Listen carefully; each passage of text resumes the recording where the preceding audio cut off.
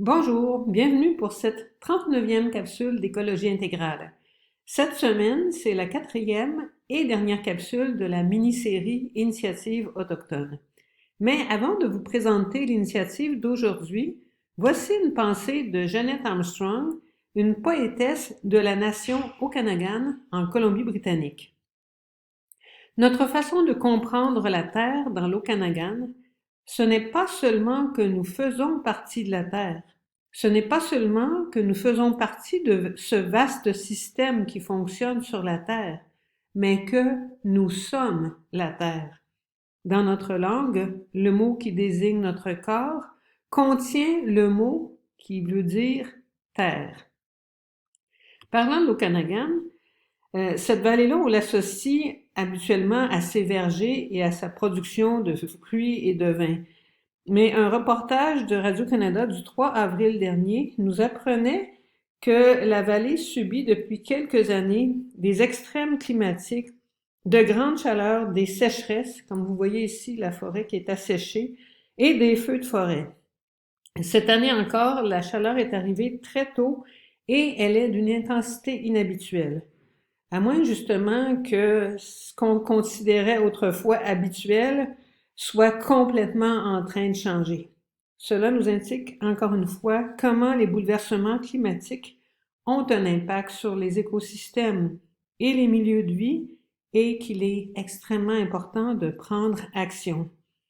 Et justement, il y a des personnes qui prennent action et des groupes aussi. J'aimerais vous présenter aujourd'hui Sipi Flamand, un Atikamekw qui est en action pour le climat. À nouveau, la principale source d'information où j'ai puisé pour préparer cette capsule est 1.5.ca, le média de l'action climatique au Québec. Monsieur Flamand vit à Manawan, où il est vice-chef depuis 2018. Manawan est une des 3 communautés atikamekw du Québec et elle est située dans le Nitaskinan. Ce nom, qui signifie notre terre en langue atikamekw, désigne le territoire du peuple atikamekw. Il englobe pratiquement toute la Mauricie et déborde sur les régions adjacentes. Monsieur Flamand détient un baccalauréat en sciences politiques de l'Université Laval et il est également candidat à la maîtrise en études autochtones à l'Université du Québec en Abitibi-Témiscamingue. Il a décidé d'utiliser le cinéma pour sensibiliser les siens aux questions climatiques et écologiques. Avec le studio ambulant Wapikoni Mobile, il a réalisé le film Onikak, en français Réveillez-vous. Je fais une petite parenthèse au sujet de la Wapikoni Mobile. Vous voyez ici une capture d'écran de la page Facebook de l'organisme. C'est un organisme, le Wapikoni, sans but lucratif et qui a été fondé en 2004 par la cinéaste Manon Barbeau, le Conseil de la Nation Atikamekw et le Conseil des jeunes des Premières Nations. C'est un organisme de médiation, d'intervention, de formation et de création audiovisuelle qui s'adresse aux jeunes autochtones. Les studios de la Wapikoni ont comme caractéristique d'être mobiles. Ils sont aménagés dans des motorisés et le premier des 5 studios ambulants a été inauguré en 2004. Ça donne l'occasion à des jeunes des différentes nations de faire connaître leur point de vue par le moyen de documentaires, de vidéoclips et de courts-métrages. Pourquoi le projet de M. Flamand? Il trouvait que la préoccupation des membres de sa communauté par rapport au changement climatique demeurait passive. Il pense que c'est par les jeunes qu'on peut faire du changement et le cinéma est une bonne manière de les mobiliser. Il fait remarquer que la tradition orale a toujours été importante dans sa communauté pour transmettre les savoirs. Et le cinéma, dans le fond, ça ressemble un petit peu à une tradition orale, hein. Il y a la voix, ce qu'on entend, qui est très important.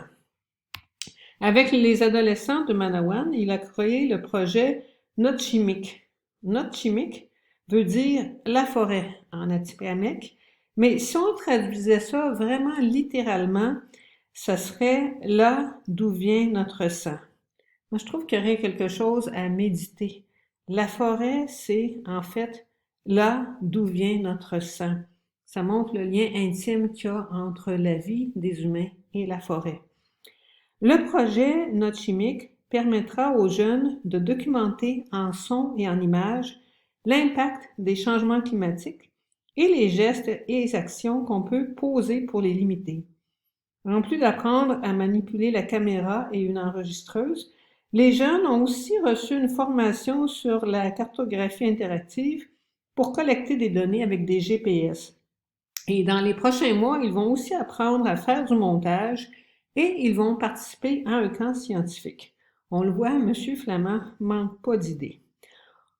Moi, je me réjouis de cette initiative-là et je souhaiterais qu'il y en ait plein d'autres du même genre ou différentes, aussi bien chez les Autochtones que chez les Allochtones.